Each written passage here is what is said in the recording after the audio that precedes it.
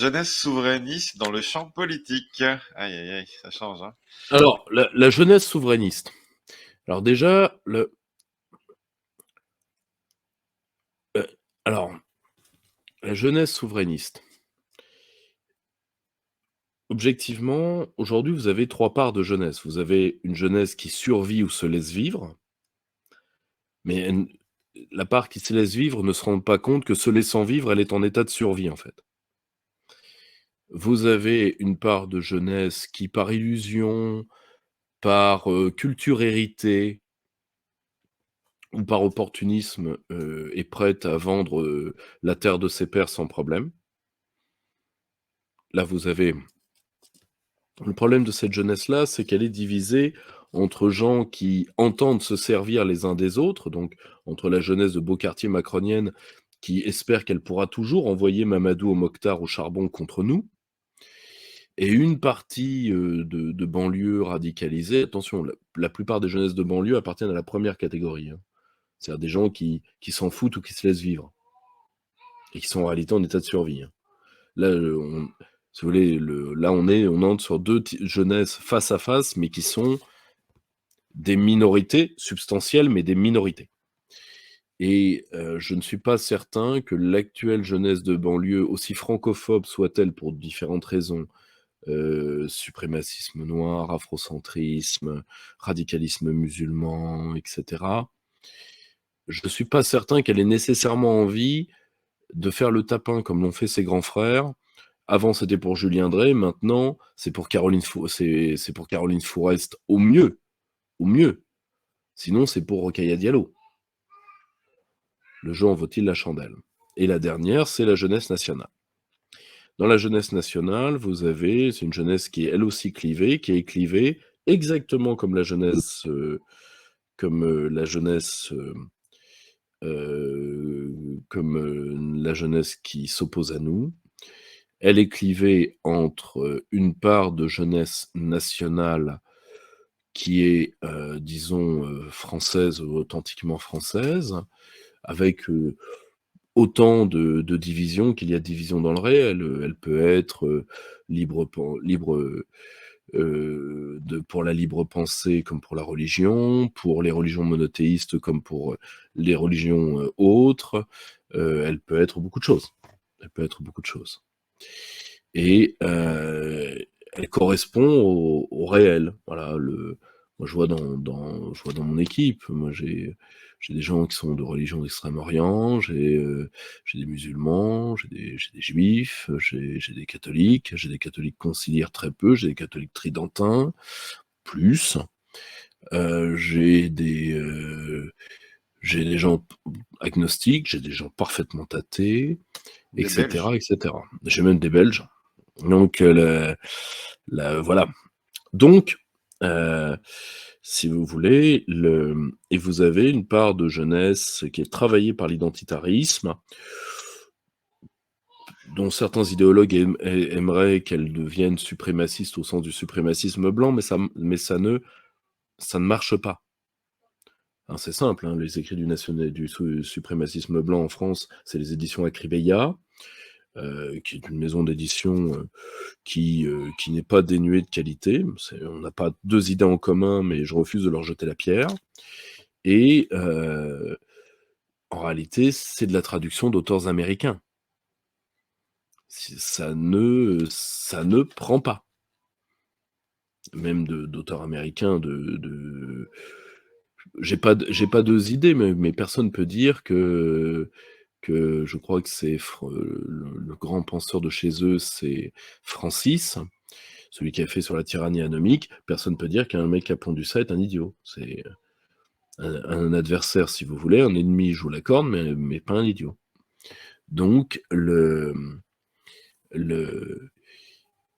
tout comme j'ai jamais pris Tariq Ramadan pour un idiot, hein, j'ai rigolé un tout petit peu de son côté prédicateur prêt au bordel, hein, c'était, rappelez-vous, ma fameuse vanne Allah Brakmar, mais c'est tout sauf un idiot. Donc le problème, c'est que ces deux jeunesses, une droitière et une nationale, peuvent cohabiter, cohabiteront longtemps, je ne sais pas, se regardent en chien de faïence de plus en plus, parce que vous avez, moi je l'ai vu lors des dernières interdictions. Moi je suis allé soutenir mes camarades de l'AF parce que c'est normal d'aller soutenir la famille quand voilà, je peux dire que, il y a des gens qui, alors souvent d'ailleurs, à travers ça, vous avez différentes cassures. Vous avez une cassure de classe, vous avez une cassure de classe parce que souvent, non pas dans les militants, mais dans les cadres de certaines sections de droite, vous avez des gens qui viennent de milieux beaucoup plus fortunés que en réalité, le souverainisme, enfin le souverainisme, c'est les besogneux, c'est les bons élèves, mais souvent c'est des gamins qui viennent, ce sont des glaives nus, si vous voulez. Là où la jeunesse de droite compense par son capital financier ce qu'elle n'a pas nécessairement, et son capital social, ce qu'elle n'a pas en capital intellectuel souvent. Ça c'est, 20 ans d'expérience quoi. Après le grand souci, c'est qu'à un moment, il y aura un affrontement d'opportunisme entre ces deux jeunesses, vu qu'une veut succéder au bloc, à un bloc post-populiste, pour avoir les places. En réalité, ce qu'elle veut, c'est la place de monsieur Wauquiez et de monsieur Ciotti, hein. Elle ne fera d'ailleurs pas mieux et vu, le type humain qu'elle représente, elle ne mérite pas d'en faire mieux et elle n'en fera pas mieux. Et d'autres pour qui, la place est plus dure à trouver parce que déjà parce qu'ils compensent par quoi? Par le travail. Mais ils sont, gênés par, le caractère opportuniste des autres. Donc objectivement, l'avenir de la jeunesse souverainiste va dépendre de comment vous allez réagir face aux 2 autres jeunesses. Comment vous allez essayer de repolitiser la jeunesse majoritaire. L'avantage, c'est que vous avez, vous, une culture du terrain que les autres n'ont pas nécessairement. Donc vous pouvez aller au contact des vôtres. En plus, si vous voulez, vous n'avez pas de biais cognitifs qui rendent vos idées infamantes. Vous, si vous voulez, même par exemple sur l'immigration, qui est un sujet, à cause du métissage des populations, qui est un sujet complexe, disons que vous trouverez les arguments vous trouverez les arguments facilement. Vous trouverez les arguments facilement. Quand vous en êtes à, dire comme certains, il faut tous les renvoyer chez eux, sauf ceux que le patronat veut, enfin, c'est une posture, c'est simple, ça s'appelle un négrier. Et là, pour le coup, c'est difficile à défendre parce que c'est indéfendable. Vous voyez? C'est indéfendable. Vous voyez? Voilà. Donc, vous devez avoir une stratégie, mais pour ça, il faut que vous arriviez à vous parler entre vous. Moi, vous le savez, je n'attaque que les ennemis de mon peuple. Je n'ai jamais attaqué d'autres souverainistes et je ne le ferai jamais. On s'attaque pas en famille. Et j'ai la dent très dure pour ceux qui le font. Il faut que vous vous parliez au maximum, que vous vous rencontriez au maximum et que vous développiez ce que ma génération a commencé à développer, c'est-à-dire une espèce de sentiment de fraternité d'armes. Un sentiment très difficile à avoir, hein. Moi, quand je vois, certains souverainistes ou réputés tels attaquer leurs camarades pour des peccadilles, et des peccadilles, ça peut aller loin. Voilà, même certains dossiers de politique étrangère sont des peccadilles par rapport à la nécessité du nationalisme français. Bon. Vous allez et ça, je le vois chez des mecs qui ont, déjà 35 ans, 40 ans, donc qui sont déjà de 2e degré, donc qui ont mon âge. On n'est pas du tout comme l'étaient les vieux, tu vois? Je vais vous donner un exemple d'un homme que j'aime et que j'admire, qui est un de nos grands maîtres, Bertrand Renouvin. Quand je vois que Bertrand ne veut pas adresser toujours pas la parole à l'Action française, vu ce que l'Action française est aujourd'hui, avec des gens on ne peut plus estimables, comme Francis Van Citron, comme François Belcaire, qui sont quand même parmi les meilleurs hommes que j'ai rencontrés en 20 ans de métier.